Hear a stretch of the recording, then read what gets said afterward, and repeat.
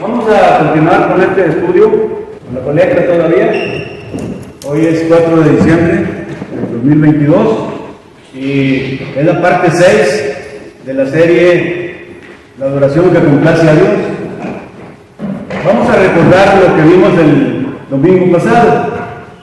El domingo pasado principalmente vimos la distinción entre acción individual y acción colectiva, o sea, la del individuo y la iglesia.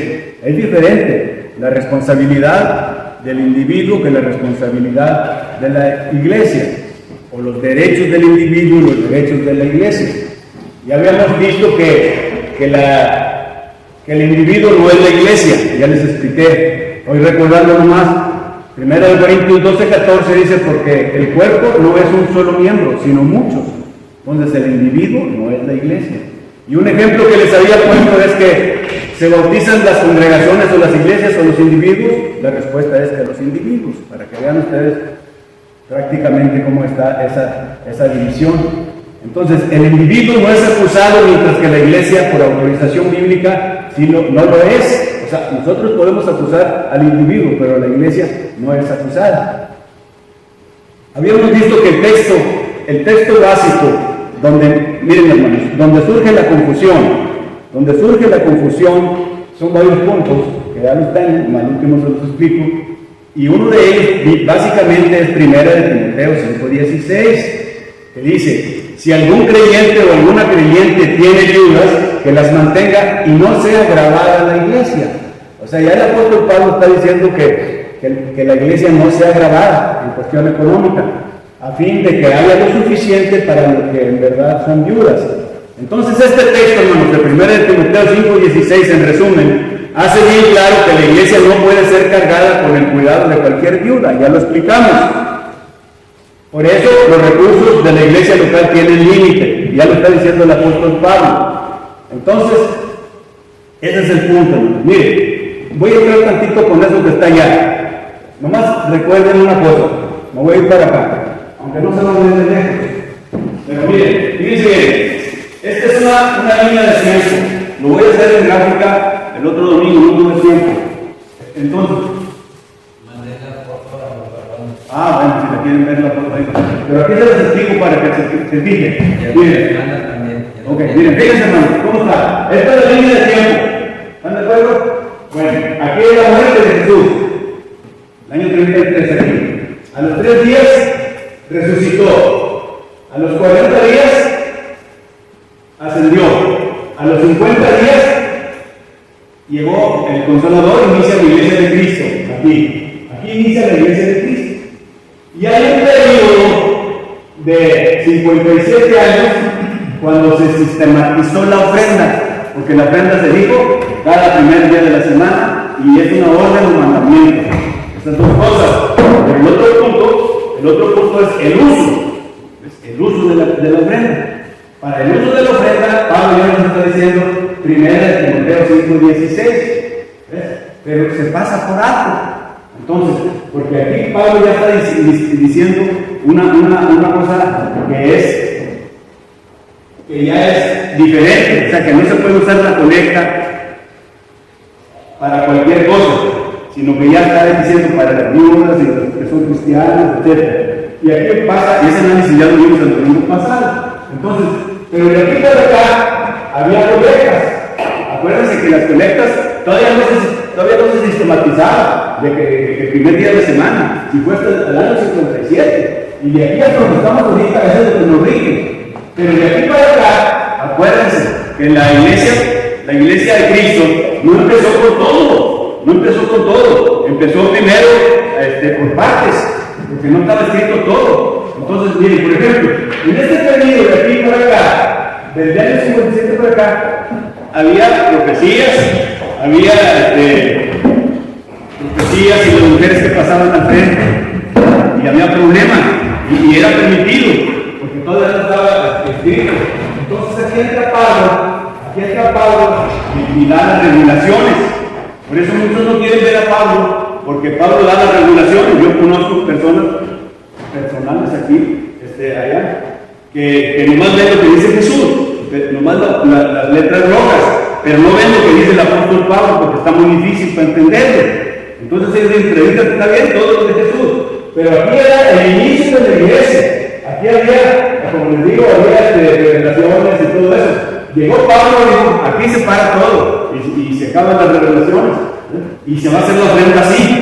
Entonces de aquí para acá se sistematizó. Entonces, tenemos, y muchos no ven eso. Agarran por ejemplo 2:47 que dice, hallando favor con todos los pueblos. Ese punto lo traigo ahí más adelante, se los digo, pero aquí se agarran con todo, y si no, pues este es para los incrédulos. De ese dinero le daban a los incrédulos, así lo razonan ellos.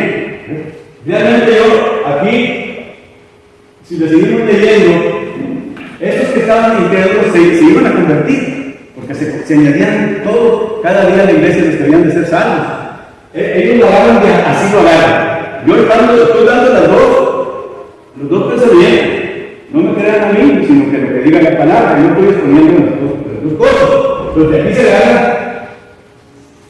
mucho. De aquí, pero no ven acá, 1 Timoteo 5:6, no ven Santiago 1:27, no ven Gálatas 6:10, que es lo que vamos a analizar ahorita.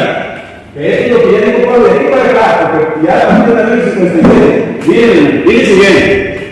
Ya les dije, les voy a dar otro resumen aquí corto. Yo sé que los varones, aunque me entiendan más o menos. Mira, ya les dije que en el año 33 empezó la iglesia de Cristo. Ok. Ya para el año 36 se convirtió, fíjense bien, 3 años después o 4, se convirtió el primer gentil, que fue Cornelio. Y como 2 años después, Pablo también se convierte. Entonces se convierte Pablo. Y en el año 42 se llaman cristianos por primera vez en Antioquía. En el año 42 se llaman cristianos porque para acá se llamaban discípulos. Y luego de 46 al 52, 54, Pablo hizo sus viajes evangelísticos. ¿Ves? Y luego ya empezó a escribir cartas.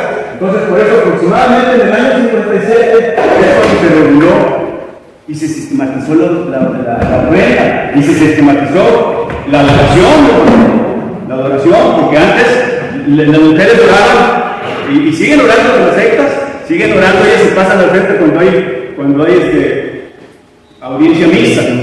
¿Por qué? Porque ellos están aquí todavía en este periodo. Pero acuérdense que en la iglesia de Cristo no todo el canon, no toda la Biblia completa, sino que se fue escribiendo por cartas. Y eso es lo que hay que tener en cuenta cuando se analizan las cosas. Por eso de aquí para acá ya está sistematizado. Ahora, ya de una vez, mire, entonces, si se pasa por alto lo que dice Pablo, en 1 Timoteo 5:16, como esa persona que está haciendo esto, pues entonces ya se pasó por alto la responsabilidad individual y la responsabilidad de la iglesia.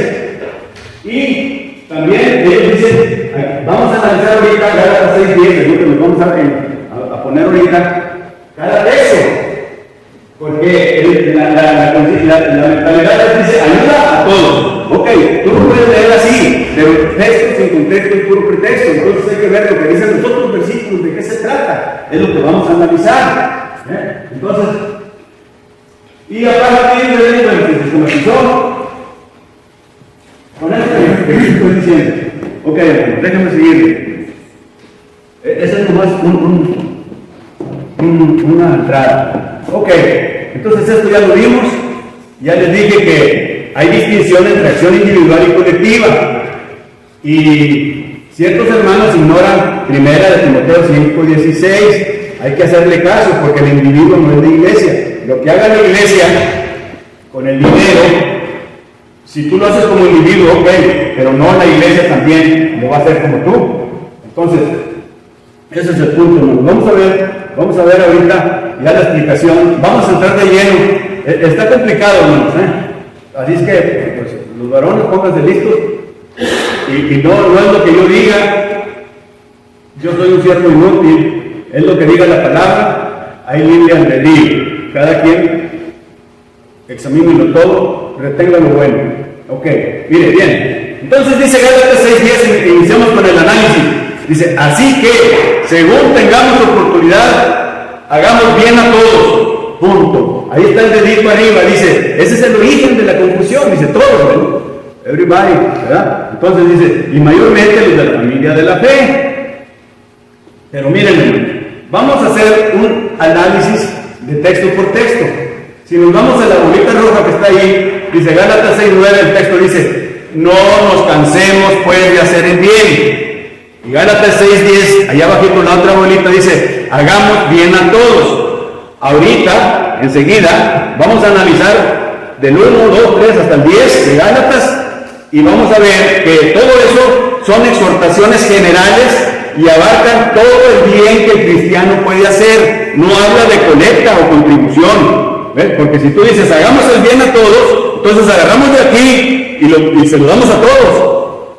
Pero hay que ver el contexto, a qué se refiere, ahorita lo vamos a analizar. Bien, entonces dice, en resumen, dice, según tengamos oportunidad, hagamos bien a todos. Dice, equivale a decir que seamos participantes, fíjense bien, de todas las cosas buenas que se nos han enseñado y que seamos canales de gracia. Vamos a ser nosotros canales de gracia para hacer el bien. Pero todo lo que está hablando del 1 al 10, está hablando individualmente, no colectivo. Ahorita lo vamos a demostrar. Dice, lo que indica esto es que debemos repartir estos tesoros entre otros durante todo el tiempo de nuestra peregrinación sobre la tierra. Es nuestra oportunidad, por eso dice, según tengamos oportunidad.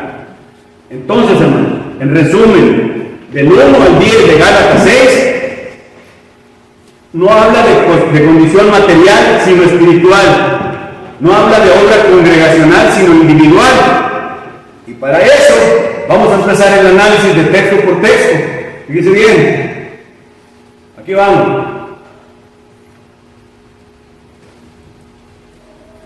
Análisis del contexto de Gálatas 6, 1 al 10. Fíjense bien. En Gálatas 6, 1 al 10, no hay nada de ayuda física en todo el contexto, hermano. Pero hay mucho de la ayuda espiritual. Ya vimos que la duda es donde dice todos. Pero hay que leer lo que dice Gálatas 6.1. Fíjese bien, Gálatas 6.1 dice, hermano, si alguno individual, no está hablando colectivamente, si alguno fue sorprendido en alguna falta, ahí te está hablando de una condición espiritual. Dice Gálatas 6.2, bueno, sobrellevar los unos las cargas de los otros, pero el 6.3 dice, el que se cree ser algo, no siendo nada, a sí mismo se engaña. ¿Está hablando de contribución? Está hablando de condición espiritual, porque la persona dice, el que se cree ser algo, entonces es la condición espiritual de un individuo. Todo está hablando individualmente. Fíjense, ahora, dice, esos versículos del 1 al 3, no hay congregación ni benevolencia en estos versículos, hermanos. Más bien el cristiano individual debe ayudar a su hermano que ha pecado. A eso se refiere. Dice, la ayuda que se brinda no es física, más bien es espiritual. Ese es el análisis, porque ahí no está hablando de ofrenda. Es puro lo que está leyéndose ahí. Ahora, fíjese Gálatas 6.4, es bien importante, hermano. Dice, así que, fíjese la palabra, cada uno. No está hablando congregacionalmente, dice, cada uno dice, llevará, cada uno someta a prueba su propia obra. Y entonces tendrá motivo de gloriarse solo respecto de sí mismo y no en otro. ¿Qué está hablando ahí? Condición espiritual, que no te creas superior al otro. ¿Ves? Entonces esos versículos y el 5 dice, porque otra vez, cada uno, ¿qué está hablando? Individualmente, cada hombre debe llevar su propia carga, cumplir sus propias responsabilidades ante Dios. Entonces, ahora vamos a ver Gálatas 6.6, hermano. Fíjense otra vez, dice, el que es enseñado en la palabra, haga partícipe de toda cosa buena al que lo instruye. El que es enseñado en la palabra, condición espiritual. ¿Dónde está hablando de que agarremos? Que no, porque ahí dice todos vamos a agarrar de aquí para dársela a los inconversos. Ese texto no está diciendo Gálatas 6 dice eso. Entonces, ese es el análisis. Nada escapa a un análisis, nomás recuerden eso.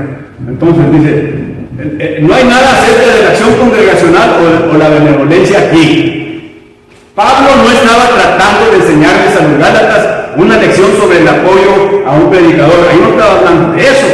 Más bien estaba tratando de enseñarles una lección para vivir el evangelio que él predicó, hermanos.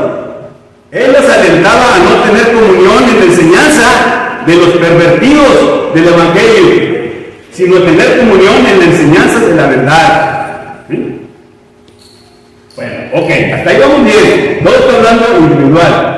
Nos vamos al otro. Seguimos con el 6.7. Ya vamos a terminar ese punto. Fíjese bien. Vamos a analizarlo. Dice 6.10 dice, así que según tengamos oportunidad, hagamos bien a todos. Ahí es el origen de la confusión. Y mayormente a los de la familia de la fe. Pero vamos a ver qué dice Gálatas 6.7. Dice, no os engañéis. Dios no puede ser burlado, pues todo lo que el hombre sembrare, eso también segará. Otra vez, ahora Gálatas 6.8, porque el que siembra para, está hablando individualmente, su carne, de la carne segará corrupción, mas el que siembra para el Espíritu, del Espíritu segará vida eterna. Y el 6.9 dice, no nos cansemos pues de hacer bien, porque a su tiempo segaremos si no desmayamos. Está dando pura instrucción o enseñanza espiritual. No tiene nada que ver con la contribución, para que no hagan ese texto de ahí. Yo estoy analizando. Ahora dice el 10, que es el que llegamos, dice, así que según tengamos oportunidad, hagamos bien a todos, y mayormente a los de la familia de la fe. Fíjense bien, hermanos, ¿qué analizamos anteriormente? Dice, este pasaje completo es tan individual en la aplicación como lo será el juicio. En el juicio va a ser individual. La salvación es personal. Yo no soy responsable de mi esposa ni de nuestro hijo. Cada quien. Entonces en el juicio vamos a responder individualmente, ¿verdad? Entonces es similar este Gálatas 6.10. Dice, mire bien, la número 1 que está ahí marcadita con azul, la instrucción a lo largo de estos 10 versículos es para un hombre, no para una congregación. Fíjese bien. Número 2, no hay nada sobre la ayuda física, hermano, en todo el contexto, porque texto sin contexto es puro pretexto. Tenemos que ver lo que está para atrás, para ver si se aplica. Y lo dice, no hay nada sobre la ayuda física en todo el contexto, pero hay mucho acerca de la ayuda espiritual. Se está hablando de exhortaciones espirituales a los individuos. Dice, no podría prestar asistencia física, o sea, benevolencia, a un hombre rico. Yo, por ejemplo, a un hombre rico, pues yo cómo le voy a ayudar, pero de qué otra manera. Pero si él me da la oportunidad, ¿qué le puedo enseñar? Pues el evangelio es lo que yo puedo compartir, ¿verdad? Ese es un ejemplo. Y 4, puedo enseñarle el evangelio que puede salvar su alma. Esa es la responsabilidad de la iglesia, compartir el evangelio para salvar almas, ¿sí? Entonces, por lo tanto, el bien del verso tiene que ver con cosas espirituales y no con benevolencia. Ese es el análisis de todos los versículos. Entonces, hermano, fíjese bien, el resumen aquí, hagamos bien a todos. ¿Qué son? ¿Benevolencia? Son exhortaciones generales que abarcan todo el bien que el cristiano puede hacer, según el análisis, y ahí está. ¿Gana?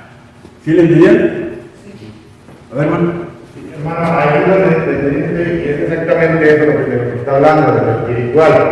Nada más que recordamos también que lo espiritual, dentro de lo espiritual, entra globalmente todo. Sí. Porque también nos podemos ir a la carta de Pedro, donde dice que el Señor no hace acepción de personas. Bueno, también nos podemos ir ahí. Bueno, mira, ahorita lo vamos a analizar eso. Aquí estamos analizando el contexto del 6.10. ¿Sí? Entonces, porque es que están viendo nosotros porque estaba enfermo, pero nosotros vemos que hay el buen samaritano es una ayuda individual. Usted como individuo, y ahorita vamos a ver el amor al prójimo, y les voy a dar una ilustración de la guerra. Video. Entonces, hay un mandamiento, hermano. Amarás a tu Dios, primeramente con todo tu corazón, tu alma y cuerpo. Y el segundo mandamiento es al prójimo. ¿Sí? Bueno. Pero el prójimo, nosotros como individuos podemos ayudarle. Y ese es el mandamiento que está dando Jesús. ¿Sí? Y lo repite en el juicio final, porque ahí te va a hacer un análisis. ¿Ayudaste a mi hermano? Si no lo ayudaste, y dice a mis pequeños, a mis hermanos. ¿Y cuál es un hermano? No crean que hermano es cualquiera. ¿Usted le puede decir hermano a un bautista? Pues no. Hermano es el hijo del mismo Padre, y el que ha obedecido su palabra, el que obedece sus mandamientos. Entonces hay que tener cuidado con eso. Entonces no cualquiera es tu hermano. Entonces, porque yo le puedo decir, hermano, pues, ¿estás bautizado? ¿Cumpliste el plan de salvación? Tenemos el mismo Padre si lo obedecemos. Y si lo obedecemos, es que hemos cumplido el plan de Dios de salvación. Ese. Pero esto lo vamos a ver al último. Ok, vamos a continuar bien. Aquí entramos. Seguimos. Ahora sí, vamos a analizar. Fíjense bien. No hay un texto que diga para los no santos en la colecta. Estamos clavados ahorita en la colecta. Hay 9 textos, pasajes del Nuevo Testamento que se dirigen al asunto de la benevolencia de iglesias locales. Acuérdense que la iglesia local es autónoma y ¿qué más? Independiente. Nosotros no podemos agarrar colecta de aquí para tener una iglesia que nos esté, una iglesia madre. Abusado. Eso no se puede, porque nosotros somos independientes y autónomos, y así lo dice la iglesia local, lo que nos dijo Jesucristo.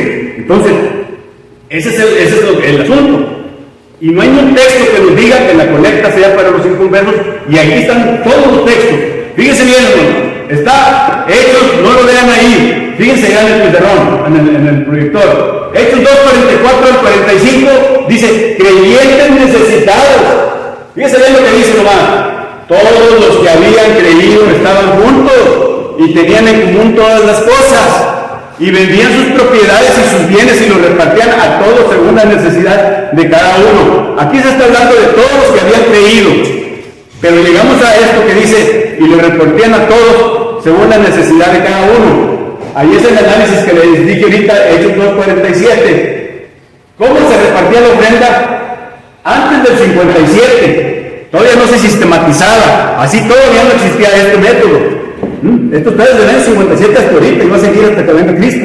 Entonces, estamos hablando ahí de ese punto, creyentes necesitados. Pasamos al número 2, que es Hechos 4, 32 al 37. Otra vez habla de creyentes necesitados, dice: y la multitud de los que habían creído, otra vez dice, de los que habían creído, era de un corazón y un alma, y ninguno decía ser suyo propio nada de lo que poseía. Así está el asunto, porque ese era el método, hermanos, ese era el método de colectar fondos. Vendían, pero eso no quiere decir que tú ahorita vendas. Muchos ahorita te dicen, ahí, los sectarios, los no escriturales te dicen, a un pariente le hicieron que vendiera una casa y se la diera y lo desfalcaron. Así es, así le hacen ellos, piden dinero, ¿verdad? Y que vendas todo, porque así dice.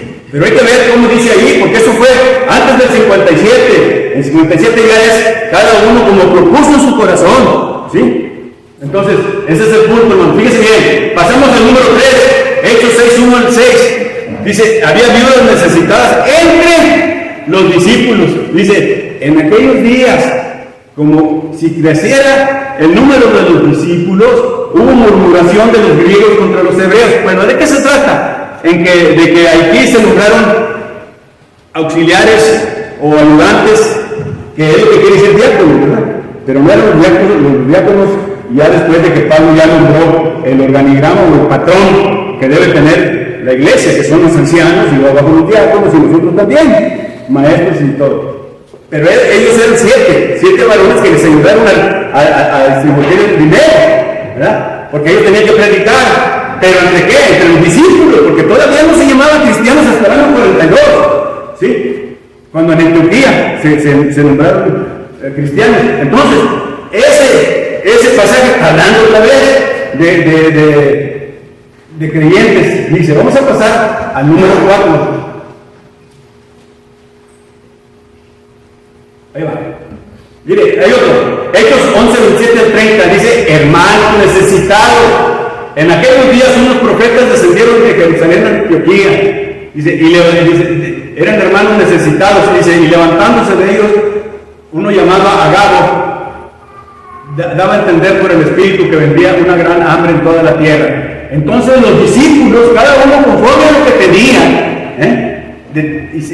conforme a lo que determinaron enviar socorro a los hermanos, socorro a los hermanos. Estoy hablando una vez, hermanos, no están diciendo incrédulos. Todo lo que estamos analizando no es incrédulo, no hay ningún texto en la Biblia que diga incrédulos o inconversos. Entonces, ahora nos vamos a Romanos 12, 25 al 31, dice, mas ahora voy a Jerusalén para ministrar a quién, a los inconversos, a los santos, así dice. Y luego Romanos 15, 26, porque Macedonia y Acaya subieron a bien a hacer una ofrenda para los pobres que hay Los santos. los santos. Entonces, Romanos 15, 30, dice, el 31 dice, para que sean librados de los rebeldes que están en Judea y que la ofrenda de mi servicio a los santos otra vez. ¿Ves? Entonces, y ya, la número 6, dice, 1 Corintios 16, 1 y 2, dice, en cuanto a la ofrenda para los santos, otra vez, en cuanto a la ofrenda para los santos, es lo que hacemos aquí, oramos el texto ancla que hacemos aquí, hacer vosotros también de la manera que ordené en las iglesias de Galacia. Cuando dice ordené, hermanos, viene de la palabra griega diatazo, que quiere decir mandamiento. O sea, ordené es mandamiento. Y ahí está especificando que es un mandamiento y que debe hacerse cada primer día de la semana, y lo vamos a ver ahorita por las sugerencias necesarias. Ahorita lo vamos a analizar, y el ejemplo apostólico y el mandamiento directo. Entonces, ese es el punto, hermanos. Fíjense bien, vamos aquí. O sea que no hemos encontrado ni uno, seguimos. Segunda de Corintios 8, 1 y 4, dice, el 8:4 dice, pidiéndonos con muchos ruegos que les concediésemos el privilegio de participar en este servicio para los santos otra vez. ¿Sí? Ahora, segunda de Corintios 9:1 y 9:12 dice santos necesitados. Dice el 9:1, cuanto a la administración para los santos, es por demás que yo os escriba. Y el 9:12 dice, porque la administración de este servicio no solamente suple lo que a los santos falta, sino que también abunda en muchas acciones de gracias a Dios. En la otra, ya para este 9 dice, 1 de Timoteo 5, 3, 16 al 16, dice, viudas de veras, hermanos. Está hablando que se iba a disponer de la colecta para las viudas de verdad cristianas, ¿verdad? Eso ya lo analizamos. Dice, si algún creyente o alguna creyenta, hablando de creyentes, tiene viudas, que las mantenga y no sea grabada en la iglesia, a fin de que haya lo suficiente para las que en verdad son viudas. Ahí está haciendo ya, ahí se está introduciendo ya lo que es la distinción entre lo individual y lo colectivo. Eso ya lo vimos el domingo pasado. Lo vamos a subir a YouTube, pero hasta que no tenga más información de esto. Ok, miren. Ok, ese es el análisis de Gálatas 6, 1 al 10. Siguen más análisis, pero yo sé que es pesado. Entonces voy a tomar ahora el camino de la ayuda al prójimo. Lo que me preguntaba el hermano Jesús. Miren, hay una parábola que ya la vimos y que se habla de los dos grandes mandamientos. En esta parábola ustedes saben que es otra vez lo voy a repetir, pero no importa, hermanos, entre más se repita, más se les debe quedar. Acuérdense que Jesús era siempre enfrentaban, lo querían sacar de casillas los fariseos y los maestros de la ley. Entonces se acercó un maestro, un intérprete de la ley, eran los abogados, se sabían todos, según ellos, ¿verdad? Sí, todos. Y lo dice, y aquí un intérprete de la ley se levantó y dijo, para probarle, dijo para probarle, maestro, diciendo, haciendo qué cosa heredaré la vida eterna. Fíjese bien hasta dónde llega el amor al prójimo. Si no ayudamos al prójimo, no vamos a heredar la vida eterna. ¿Sí? Yo estoy ahorita analizando las dos partes, como le digo, y a veces es difícil y pues yo no puedo convencer lo que diga la palabra. Pero tenemos que enfocarnos principalmente a la ayuda al prójimo, como lo predicaste tú el domingo pasado. ¿Quién? Javier. Entonces, dice, él le dijo, ¿qué está escrito en la ley? ¿Cómo lees? Era lo que decía Jesús. Y dice, aquel respondió, dijo, amarás al Señor tu Dios con todo tu corazón y con toda tu alma y con todas tus fuerzas y con toda tu mente, y a tu prójimo como a ti mismo. ¿Sí? Se los voy a relatar aquí rápidamente. O sea, y luego ya empieza a dar, pasó cierto caso, la parábola de él, puede ser real también. Dice, acuérdense que Jerusalén estaba a 900 metros arriba y Jericó estaba en la vía del mar a 300. Entonces, las personas viajaban así, en su burro, así caminando, se iban despacito, pero había muchos malhechores. Y dice Jesús que asaltaron a un judío y lo dejaron tirado, le robaron todo, golpeado. Entonces, para que vean que se acercó, y dice Jesús, se acercó primero un sacerdote, ahí también voy arriba, se acercó un sacerdote. Me lo paseó, se hizo por un ladito. Y luego pasó un levita, que era el maestro de la ley, también, y se fue por un ladito. Y eran judíos, y el que estaba tirado era judío. Entonces, pero vino un samaritano, y el samaritano le curó sus heridas, lo llevó a una posada, pagó todo, y lo ayudó. Entonces le dice Jesús al intérprete, ¿quién crees que era el prójimo de la persona judía que estaba tirada? De esos tres. Y lo dice, pues el que tuvo misericordia de él. Entonces nosotros debemos tener misericordia de los prójimos como individuos. Tú como individuo dale todo lo que tengas en físico y de dinero, ¿ok? Pero de lo de la iglesia, la colecta es para el trabajo de la iglesia, ¿verdad? Entonces, y para los santos necesitados, ya vimos que no viene el texto que diga inconverso, ¿ok? Entonces, un samaritano que iba de camino vino cerca de él y viéndole fue movido a la misericordia. Entonces, ya vemos que el que usó misericordia con el samaritano es su prójimo, ¿sí? Entonces, ¿qué sacamos de esta parábola? Dos grandes mandamientos que ya repetimos: amarás al Señor tu Dios con todo tu corazón, tu mente y tu alma, y a tu prójimo como a ti mismo. Si no nosotros cumplimos esos mandamientos, no podemos heredar la vida eterna. Eso le dijo Jesús a ese hombre. Entonces, cuando uno ama verdaderamente a Dios y ama a su prójimo como a sí mismo, estás en el camino que conduce a la vida eterna. Si hacemos eso, ¿no? Dice, Él está en el camino que conduce al reino de Dios. Estamos en el camino que conduce al reino de los cielos, ¿sí? Entonces, esos dos mandamientos, apréndanselo de memoria. Por eso es importante la ayuda del prójimo. Entonces, vamos a continuar, fíjense bien. Como individuos, ¿ok? Mire bien, aquí resumo los dos grandes mandamientos. Dice, ya lo dijimos, pero ¿qué significa amar a tu prójimo, hermano? Fíjese bien, tener el mejor interés en todo lo que hacemos hacia ellos. O sea, tú vas a ver a tu prójimo y debes de tener el máximo interés. Dice, ¿qué dice 5:43 de Mateo? Oíste que fue dicho, amarás a tu prójimo, ¿y qué? Y aborrecerás a tu enemigo. O sea, fue dicho en el Antiguo Testamento, amarás a tu prójimo nomás y aborrecerás al enemigo. Pero ahora no, hermano. Ahora dice, yo os digo, dice Jesús, yo os digo ahorita, ya vamos a estar ahorita, dice, amad a vuestros enemigos, bendecid a los que os maldicen, haced bien a los que os aborrecen y orad por los que os ultrajan y os persiguen y se burlan. Entonces, ¿qué significa amar a tu prójimo? Tener el mejor interés en todo lo que hacemos hacia ellos, hermano, como individuos, ¿verdad? Ahora, la número 2, ahí está el bonito número 2, utilizar tus oportunidades para enseñarle la verdad al prójimo. Hay que enseñarle la verdad. Cuando Jesús interactuó con los pecadores, les enseñó la verdad del Evangelio y los llamó al arrepentimiento.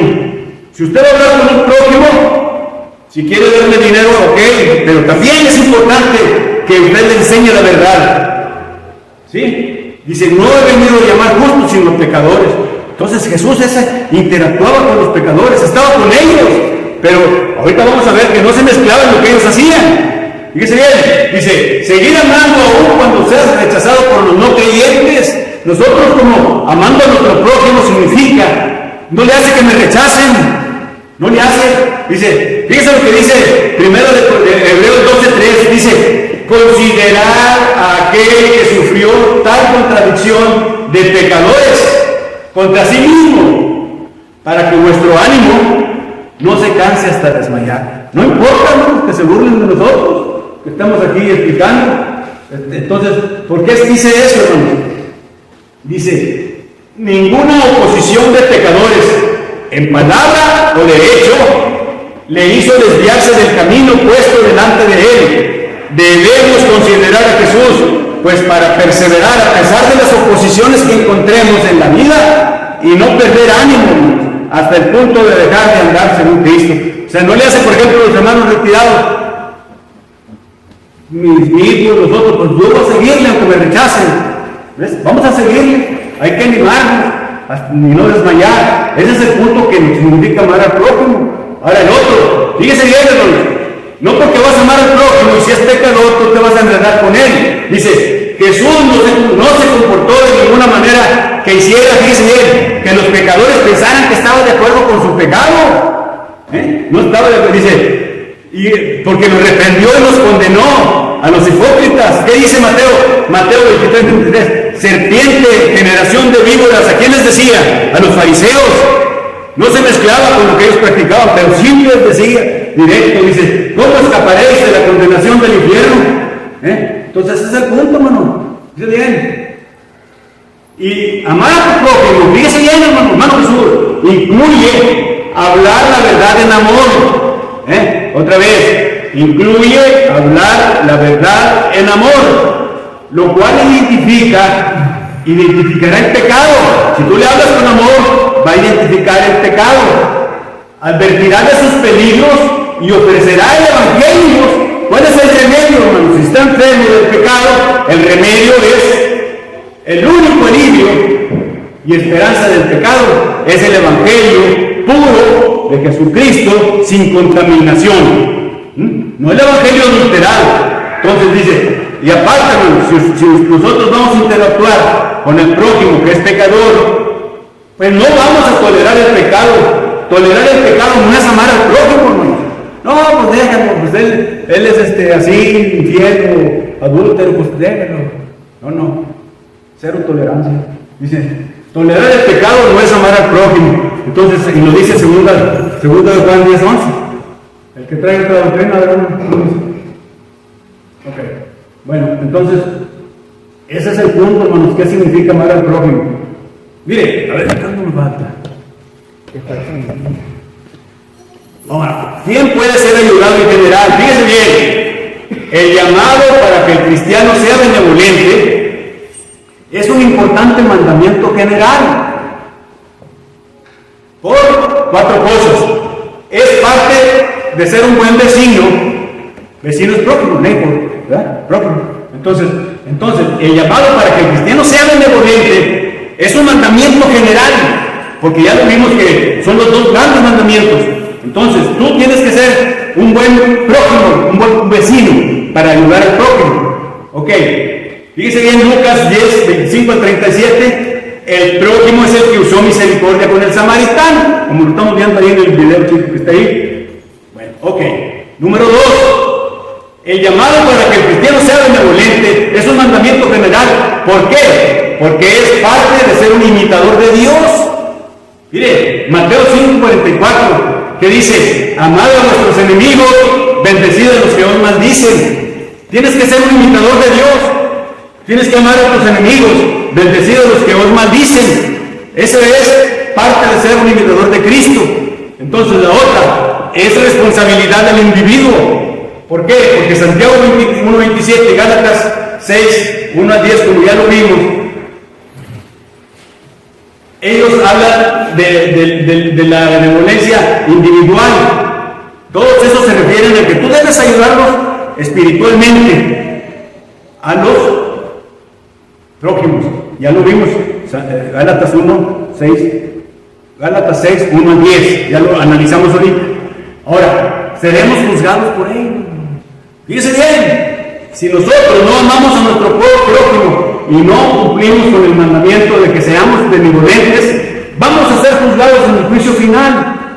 En el juicio final, hermano, nadie va a escapar. Y nomás sabemos que va a haber un juicio, no que cada rato quieren hacer juicios cuando se van hasta el cielo. Pues están mal, ¿verdad? Porque se muere un niño y ya está en el cielo. ¿Cuál cielo? O sea que todavía están en edades y van a esperar hasta que venga Jesucristo para que nos dé paz si es que lo hacemos. Entonces, vamos a ser juzgados por ellos si acaso no cumplimos eso. No vamos a poder heredar la vida eterna. Entonces, pero, mire, dice, vamos a leerse otra vez, repetir Gálatas 6:4. Así que cada uno someta a prueba su propia obra, y entonces tendrá motivo de gloriarse solo respecto de sí mismo y no en otro. Dice, porque cada uno llevará su propia carga. La salvación es personal. Así que según tengamos oportunidad, miren, hagamos bien a todos, y mayormente a los de la familia de la fe. Ya vimos ahorita que son exhortaciones generales y abarcan todo el bien que el cristiano puede hacer. Ya lo analizamos anteriormente. Son exhortaciones espirituales generales. Yo creo que estos son los dos versículos importantes, hermano, para todos nosotros. Y hermano, El 9 y 10 dice, no nos cansemos puede ser el bien. de hacer el bien, porque su tiempo cegaremos si no desmayamos. Y luego el versículo 10 dice, así que Hagamos bien. según tengamos la oportunidad, hagamos bien a todos, Sí. a todos, a nuestros prójimos también, sí. Nomás que hay que tener en cuenta el contexto a los de la A los de la familia de la fe. Nomás que ahí es donde entra el problema, hermano. Por eso es el origen de la confusión. Si dice todos, entonces usted va a agarrar de aquí y le va a dar a Cáritas y le va a dar al Padre Infante y a todos de aquí. Porque así lo agarran y hacen proyectos humanos. Dicen, ahora vamos a vacunarlos, vamos a dar lentes a todos los que pasan por la calle, pero vamos a agarrar de aquí. Son obras humanas. La iglesia de Cristo no es financiera. ¿Ves? Por eso ahí, cuando dice todo, por eso ya les leí yo ahorita los versículos anteriores para que vea el contexto, hermano.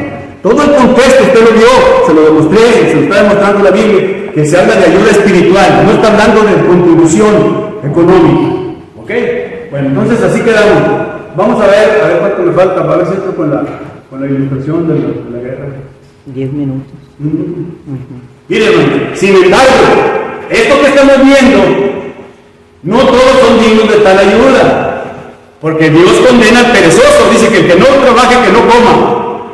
No debemos enredarnos en la falsa doctrina. Entonces,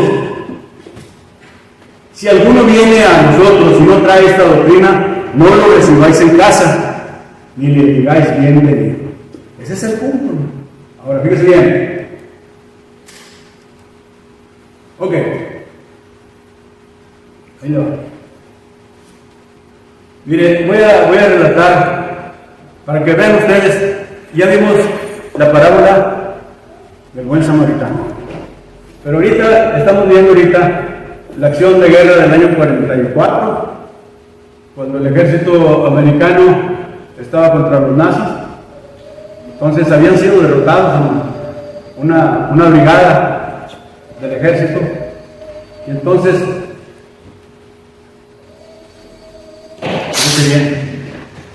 dice, el tema, el asunto de aquí, hermanos, es, sabía que ibas a venir, para que vean hasta dónde llega el amor al prójimo. Dice, la batalla había terminado. Las tropas se retiraban, dejando atrás los cuerpos de quienes habían caído en el campo de batalla.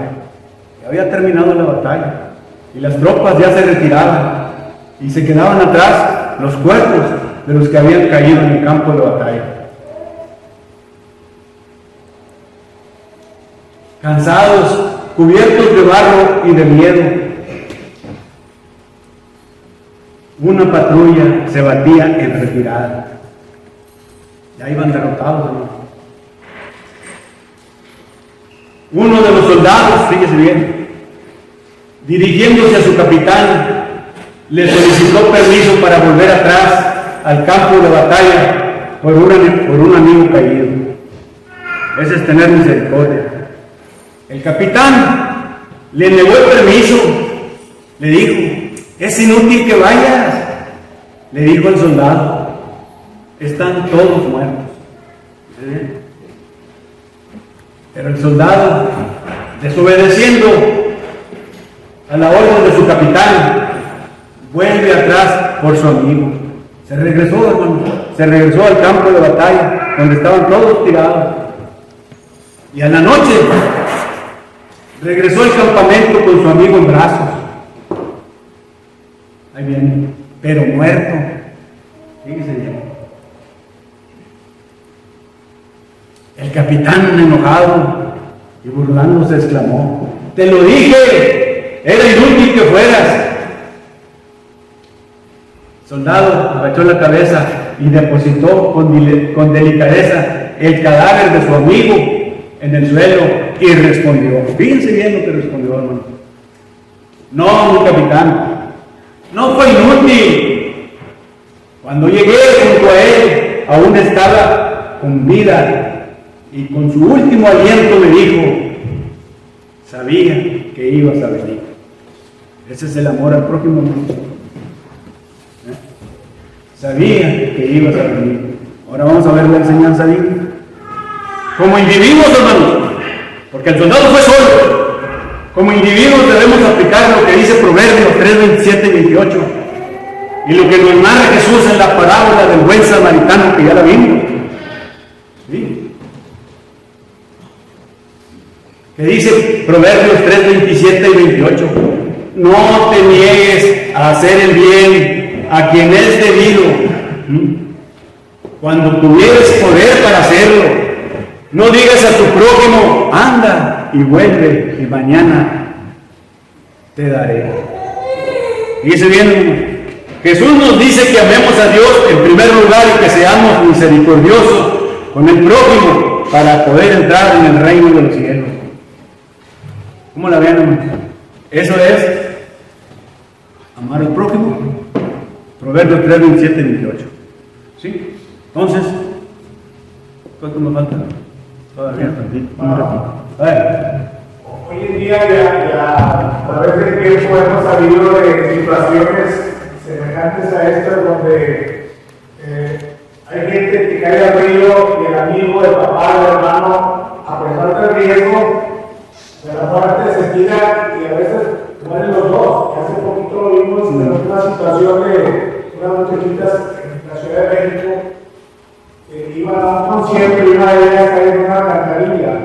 Y yo decía: ¿cómo cayeron las dos juntas? No, sino que la segunda quiso ayudarla y murió. O sea, que la otra hermana y la otra prójimo, porque a veces no son familiares y la gente ayuda. Sí, porque me han ayudado todos mis compañeros de escuela, ¿verdad? Y no son cristianos, es más, hay cura, pero pues ese es el amor al prójimo, ¿verdad? Pero no distinguirlo de lo que es como individuo, distinguirlo de que no agarremos de aquí, que es el asunto, ¿verdad?